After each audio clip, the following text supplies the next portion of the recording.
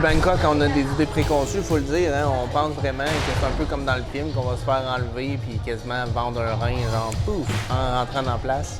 N'importe où on va dans la vie, il faut se pointer la face et puis voir ce que c'est pour vraiment découvrir. On va vivre notre vie, ça va être ça la vidéo. Yeah.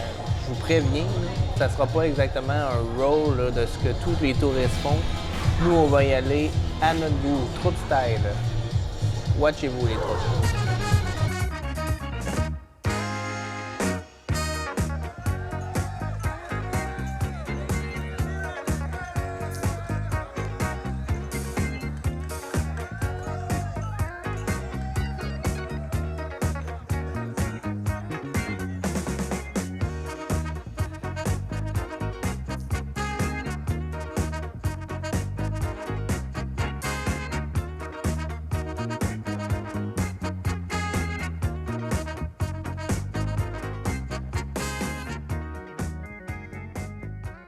OK, ce soir, c'est la Saint-Valentin. D'habitude, on fait jamais ça, mais je pense que pour les 22 années où on l'a pas célébré, aujourd'hui, on flotte parce que nos cocktails nous coûteront 40 $ chacun. Ouais, même plus que ça. 50 $ chacun. Ils sont mieux d'être bons. Cet hôtel, messieurs, dames, c'est celui que vous voyez dans le film Hangover. Donc, c'est l'endroit où l'hélicoptère apparaît. Regardez, c'est assez spectaculaire.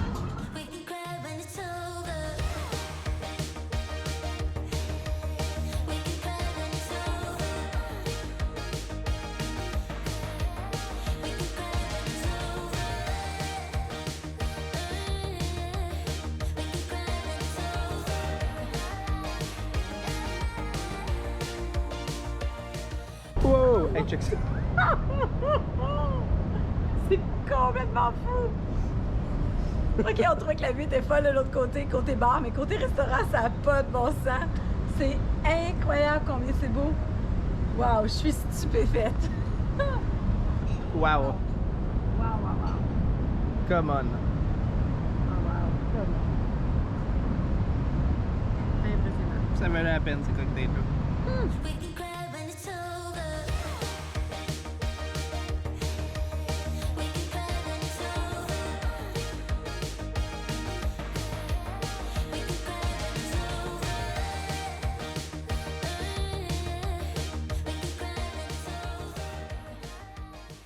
Les troupes, on vient d'arriver à Bangkok et on se souvenait plus qu'est-ce qu'on avait loué, mais on a été des génies encore une fois. On a une chambre digne de Los Angeles dans une maison qui ressemble à San Francisco. C'est complètement fou. On vous fait faire un petit tour. Voici notre entrée. Ça, c'est notre lobby. Ensuite, je vous présente la salle de bain. Très spacieuse, avec une jolie douche. Surtout la pièce de résistance, la chambre attenante. Regardez-moi ce super lit! Wouhou! Hey, c'est la grosse vie. C'est la grosse vie. Trop malade. Et demain matin, quand nous sommes 12 heures plus tard que vous, nous allons écouter le Super Bowl dans cette chambre, dans ce super lit! À 6h du mat demain, Super Bowl ici. Wow, j'ai trop hâte. Et cet hôtel, on le paye 45 Canadiens la nuit. Tout le monde dit que Bangkok, c'est la ville la plus bruyante et agitée possible, mais le quartier où on habite et surtout la rue où on habite, c'est calme. On dirait une banlieue cossue d'une ville américaine. C'est fou. Wow! On vous présente notre quartier, le quartier Harry, le quartier qu'on a choisi, le quartier qu'on aime, le quartier hipster qui nous rappelle nos belles années de hipster à Montréal. Harry, je t'aime. Harry, t'es belle. Qu'est-ce qui se passe dans Harry? Dis-moi ça, là. Vous y trouverez plein de cafés, de bars, de restaurants, de craft beer. C'est vraiment cool. Le trafic est un petit peu moins dense aussi. Il y a moins de touristes de masse, donc ça fait que c'est un peu plus calme. C'est les locaux qui sortent ici et quelques touristes qui ont eu l'œil. Quand on vient le soir, on est content parce que quand même à Bangkok, ça brasse. Il y a du stock, il y a du monde, ça sent des odeurs. Quand tu arrives dans Harry, c'est quoi? Plus tranquille. C'est plus tranquille. C'est un havre de bonheur qui t'attend pour t'abreuver et te nourrir de restaurants et de bières excellentes. C'est sérieusement le deal de notre... Ben, pas le deal de notre vie, mais c'est le deal à Bangkok. C'est le deal à Bangkok. Les gars, on s'arrange. On a trouvé notre bonheur. On s'arrange, j'ai trouvé. En plus, vous avez une station de métro juste à côté qui vous permet d'aller partout dans la ville. c'est parfait, c'est excellent. Ça sert à rien d'être au centre, ça prend pas 20 minutes d'être n'importe où vous voulez. Dans le centre de Bangkok, c'est super le quartier. Une des choses que j'adore en Asie, en Thaïlande plus particulièrement, ce sont les cafés. Ici, on te mélange de la caféine avec de la limonade, soit au yuzu ou soit au pamplemousse comme aujourd'hui. Ça te kick ta journée et ça te rafraîchit, c'est délicieux. Comment il s'appelle ça là, Le Blackpink Coffee. Blackpink in your area! Et aujourd'hui, on teste notre niveau de résistance au piment. On s'en vient manger chez Mark Wiens. On sait que numéro 5, c'est son niveau.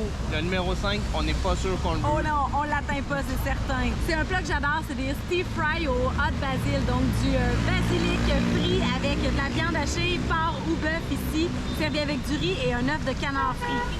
On a pris le porc niveau 3 sur 5 et le bœuf wagyu niveau 4 sur 5. Donc on va voir ce que ça donne, à quel point on est capable d'endeler ou non. Un pèlerinage YouTube à Bangkok.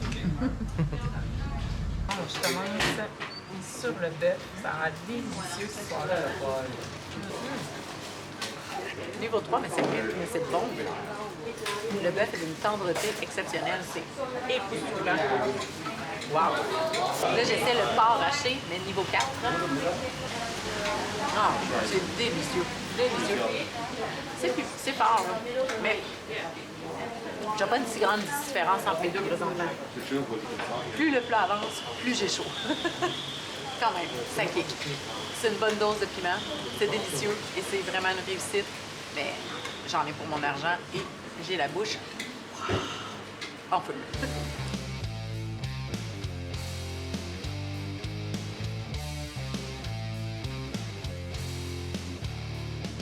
La journée se poursuit. On s'en va dans une petite randonnée d'1 heure en long tailboat. Oh yeah! Bangkok! Je veux une Madame Thaï qui me vend une singa, c'est mon rêve. Water, beer, iced coffee. 2 beers.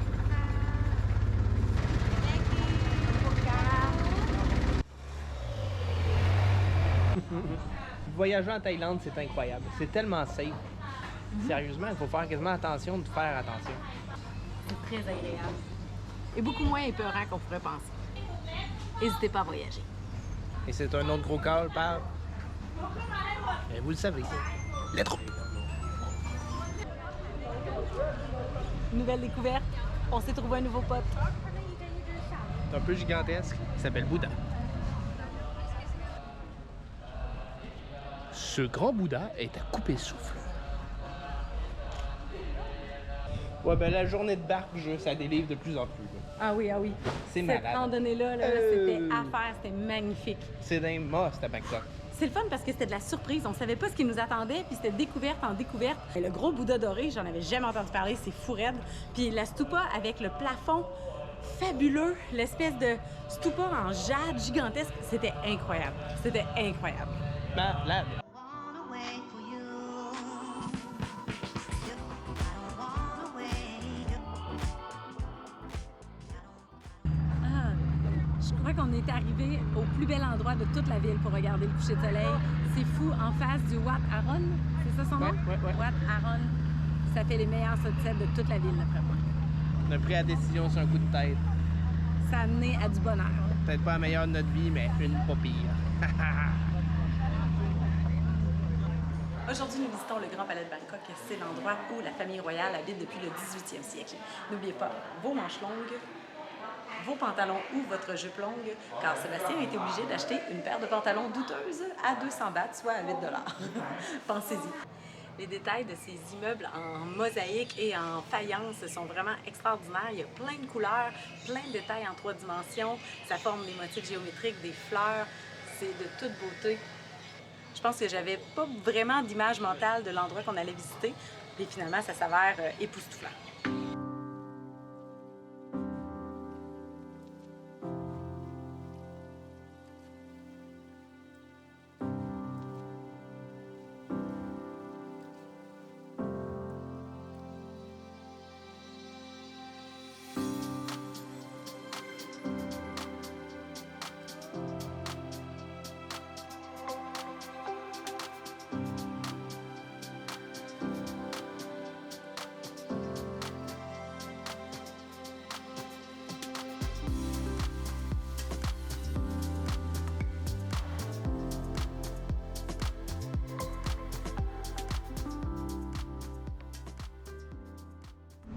ramasse dans des coins vraiment bizarres pour voir des choses. Hier soir, je regardais, y a-tu des trucs que j'ai manqué à Bangkok? Hidden Gem in Bangkok. Je vois un paquet d'éléphants, un genre de millionnaire qui a trop buzzé puis fait un temple. On s'est ramassé dans une place, il y a rien que des garages, des entrepôts de chars à côté d'une autoroute. Il y a des trucs de même. Comment t'appelles ça, Jules? Il y a des pompes avec des tuyaux gigantesques pour les égouts dans le coin. Ça sort à tous les 500 mètres. On comprend pas trop à quoi ça sert, seulement faut les éviter. C'est une microbrasserie, mais une microbrasserie de merde. Puis là, on arrive sous l'échangeur et on commence à voir les éléphants. Est-ce que ça sera le fun? On l'espère. Ça fait à peu près 1 heure se rendre ici dans le métro. Après 20 minutes de marche. Mais là, les troupes sont là. On va aller voir. Il y a 3 têtes d'éléphants. Ça a l'air beau, par exemple. Ça a l'air beau. Une dernière rue à passer sans se faire frapper, pas facile. Il y a des gates partout. Dans la sortie d'autoroute. 15,50 la tête de pipe canadienne. Donc à peu près 30$ sous l'échangeur pour les troupes après 1h30 de transport. Et là, Geneviève va avancer. Elle a son nouveau linge. Moi, je vais faire comme un genre. Je vais arriver avec la caméra et je vais filmer ça. Si vous allez voir, ça va être beau. Ça va être beau, ça va être beau, écœurant. beau. Allez!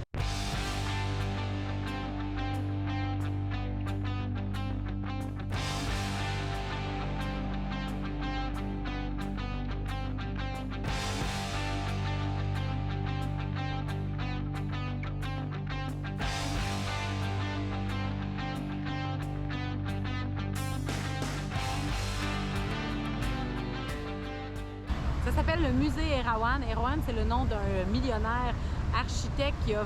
Il est pas architecte. Ouais, c'est un architecte saucé. Mais non, c'est un millionnaire très saucé qui savait plus quoi faire pour dépenser son argent. Puis à la fin, il a bâti des genres de petits projets de même, comme bâtir un éléphant à 3 têtes. Quand vous êtes dans une grosse ville, ça vaut la peine de checker un peu ce qui est moins visité parce que des fois, tu as des trucs surprenants. Moi, j'ai jamais entendu parler de ça. Et pourtant, j'ai quand même fait quelques recherches sur Bangkok. C'est à la dernière minute que je l'ai trouvé et puis, gars, ça paraît. Sérieusement, quoi? 20 personnes sur le site. Ah, tranquille. Puis si t'avais ça dans une petite ville, gars, à Chiang Mai, là, tout le monde en parlerait. Absolument. Bangkok, boum, on s'accent en dessous d'un échangeur, il n'y a pas un chat. Je pensais que c'était l'autoroute tout à l'heure. Non, c'est vraiment des bruits d'éléphants. C'est excellent. Très bonne joke.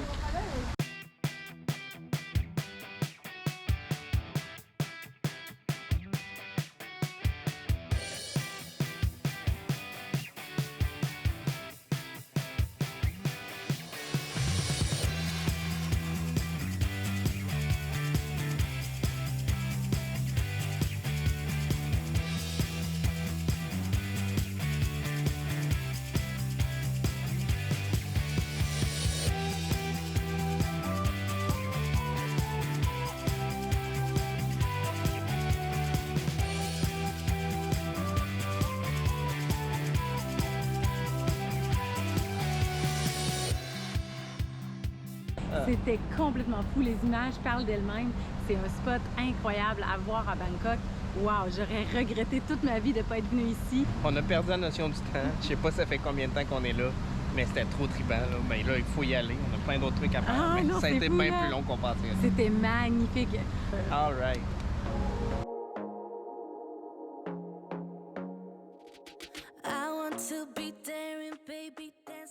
On arrive au Terminal 21. Terminal 21, c'est quoi? Shopping mall sur le thème du voyage. Ici, on est sur l'étage japonais. Chaque étage, ça représente un pays. On vient d'entrer, c'est très hot, c'est très beau. Très le fun. En fait, je pense que c'est le mall le plus fun qu'on a venu depuis longtemps. On va aller shopper. Espérons que ça coûte pas trop cher. Mais je dois acheter une robe. On avait laissé de la place dans nos carry-on, donc on est prêt à loader. Et puis avec tout ça, ben en plus, on profite de l'air climatisé à l'heure la plus chaude de la journée parce que Bangkok, ça peut trosser. Il y a de l'action au food court, c'est malade. Oh oui. Et vous devez aller acheter une carte prépayée pour payer vos repas. Je trouve ça un petit peu complexe, j'avoue, mais ça fait que les cuisiniers gèrent pas l'argent, ils gèrent juste le fait de vous donner votre repas. Hey, chaque plat vaut à peu près entre 1 et 2 $, c'est malade. On a notre carte qui vaut 4 $. On va voir ce qu'on peut avoir. 3,88 en vrai. Ouais. On va savoir ce qu'on peut avoir avec ça. Ça, c'est du rendement. Par contre, on a chacun un repas et les 2 repas ensemble, ça revient à 2,58 canadiens. Ça vaut la peine de sortir au mall. Cheap de même, là. c'est extrêmement peu cher. C'est hot. Est-ce que c'est bon maintenant? On va voir. Legit. Donc, Jonox, c'est pas le meilleur avis, mais ça fait la job. À ce prix-là, là, come on. Mais moi, vous le dire, Geneviève a assez chopé que le repas à 2,50, on va le prendre. Fallait que j'économise quelque part. Meilleur repas de ma vie? Non. À 1,30 à tête de fil, par exemple, deal imbattable. Ah ouais, on poursuit là.